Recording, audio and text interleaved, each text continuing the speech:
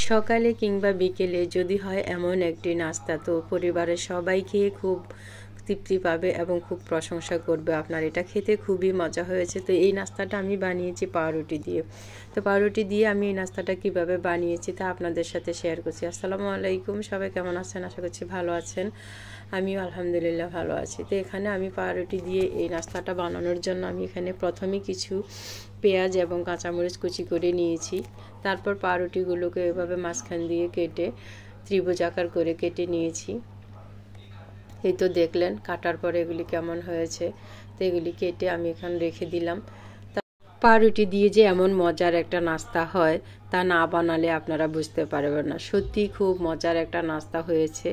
তো এবার আমি পাউরুটিগুলি কেটে রেখে দিলাম। এদিকে চলে আসলাম পাউরুটির সাথে যে উপকরণগুলি দিব ওগুলিকে মিশিয়ে নেওয়ার জন্য। তো একটা বড় সাইজের একটা প্লেট নিয়েছি। এটাতে আমি পেঁয়াজ কুচি, কাঁচামরিচ কুচি, তারপরে 2 টেবিল চামচ গুঁড়ো দুধ, 1 চামচ চিনি, তারপর এগুলি সব দিয়েছি 2 টেবিল চামচ চাউলের গুঁড়া এবং কিছু বেসন। সব কিছু দিয়ে কালারের জন্য দিয়ে দিয়েছি একটু হলুদ গুঁড়ো। তারপরে এখানে আমি একটুখানি পানি দিয়ে এটাকে একটা ডো তৈরি করে নিয়েছি। তো ডোটা একটু শক্ত হয়েছে সেজন্য আবার একটু পানি দিয়েছি। তো খেয়াল রাখতে হবে একদমই যেন পাতলা না হয়ে যায়, আবার যেন শক্ত না থাকে।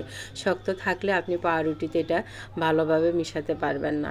তারপর দিয়ে দিয়েছি একটি ডিম আর দিয়েছি একটুখানি বেঁচে রাখা জিরের গুঁড়ো।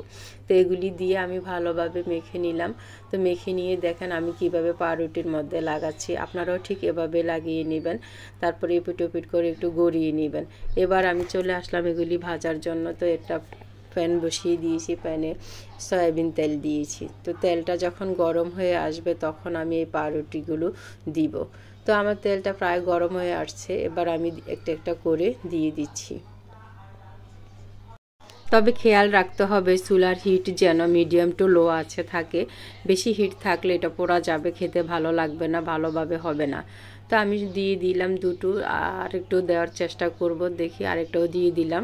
তো এবার আমি একটু এপিট ওপিট করে ভেজে নিব। তো দেখুন কালারটা কেমন সুন্দর হয়েছে। ঠিক এরকম করে ভেজে নিতে হবে সবগুলো।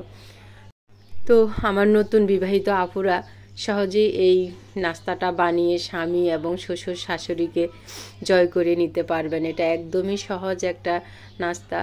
তো এবার আমি এগুলিকে উল্টে পাল্টে দিচ্ছি। তো দেখুন কালারটা কেমন হয়েছে। কালারটা দেখে আপনার একদম খেতে ইচ্ছে করছে, আর আসছে সুন্দর একটা স্মেল। তো এই তো এরকম করে আমি এগুলি ভেজে নিয়েছি। সবগুলো আমার ভাজা হয়ে গেছে।